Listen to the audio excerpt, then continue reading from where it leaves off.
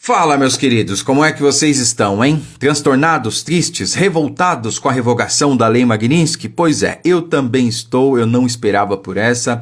Mas calma que nem tudo está perdido e com certeza tem muita coisa por trás que a gente num primeiro momento não entende, mas que lá na frente as coisas vão começar a fazer sentido. Na verdade, agora eu já vejo aqui sentido no que está acontecendo, né? Não que, repito, eu concorde, eu fiquei feliz com a decisão do governo norte-americano, não é isso, tá? Olha só, eu acabei de chegar do trabalho, cara, ontem eu vi essa notícia e eu fiquei transtornado, tá? Fiquei desanimado, fiquei triste, eu não esperava por isso.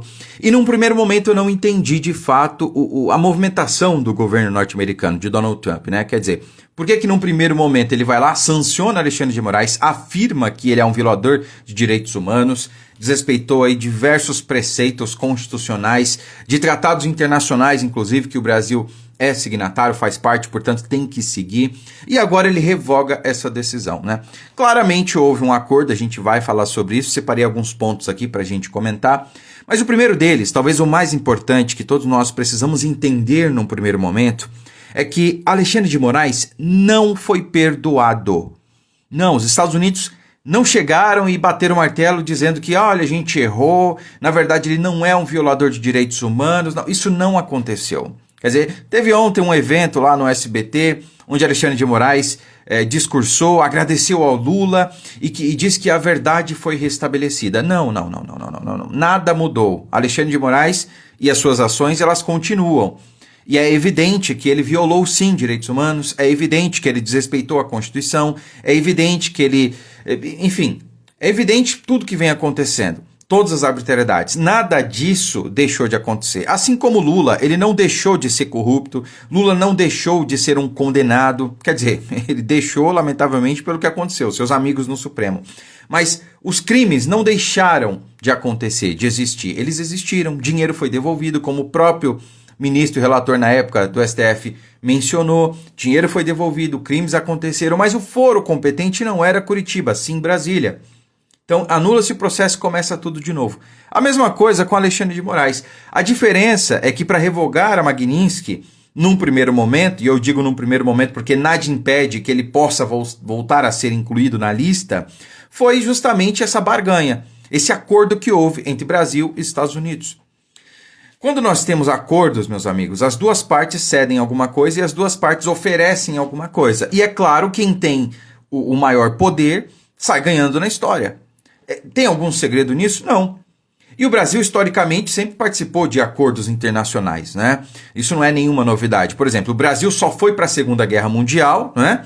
Os pracinhas, a nossa Força Expedicionária Brasileira, porque o Brasil, à época, quis uma siderúrgica, né? O Getúlio, na época, falou, não, eu preciso de uma siderúrgica aqui. Ah, você quer uma siderúrgica? Tá bom, a gente te dá uma siderúrgica, né? Os Estados Unidos.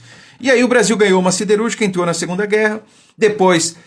as nossas tropas foram lá lutar contra os nazistas, contra os autoritários, venceram, voltaram para o Brasil e viram que aqui nós tínhamos um regime muito similar ao que eles foram combater lá na Alemanha, lá na Europa, né? E aí, enfim, a partir dali o regime aqui começou a ruir, enfim, história para um outro vídeo, mas o fato é que isso não é nenhuma novidade para o Brasil, tá? Novamente nós tivemos um acordo, há diversos aspectos envolvidos nessa negociação e a gente precisa entender que num primeiro momento, o Brasil não saiu tão prejudicado assim com a revogação da Lei Magnitsky, né? Não foi só uma vitória, a gente tem que admitir, foi uma vitória para Alexandre de Moraes, foi uma vitória para o governo Lula, que estão em conluio, né? Eles estão ali aliados. Então é 2 contra 1. De um lado nós temos STF e Lula, né? Executivo e o judiciário juntos contra o povo, juntos contra o legislativo, né? Hoje, essa semana a gente teve a revogação de uma medida que o Congresso tomou em manter o mandato da Carla Zambelli, por exemplo, e aí vai lá o Alexandre de Moraes e revoga essa decisão. Então, claramente, nós temos ali 2 contra 1. Eles estão com maior poder. Infelizmente, a gente não tem como evitar certas coisas hoje. Sabe, por exemplo, recentemente o STF decidiu que as redes sociais é que têm o dever de moderar o conteúdo. Então, tudo que a gente posta nas redes sociais, a partir de certo ponto, as redes sociais é que vão poder, aliás, vão ter a obrigatoriedade de definir se aquilo é lícito ou não, viola algum preceito ou não. E quem é que vai definir esses preceitos? É claro que alguém nomeado pelo governo Lula, não é? Ou seja, transferir a responsabilidade por moderação de conteúdo para as redes sociais é igual a censura.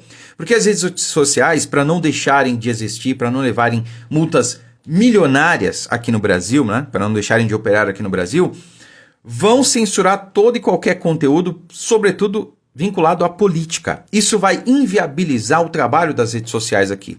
Com isso, o governo norte-americano vai perder bilhões de dólares em impostos, em arrecadação. Então, Donald Trump, ao fazer isso, ele evita que as Big Techs elas sejam reguladas aqui. Evita a censura. Eu pergunto a vocês, ano que vem, 2026, ano eleitoral, com a internet livre, a gente tem ou não tem condição de fazer um presidente?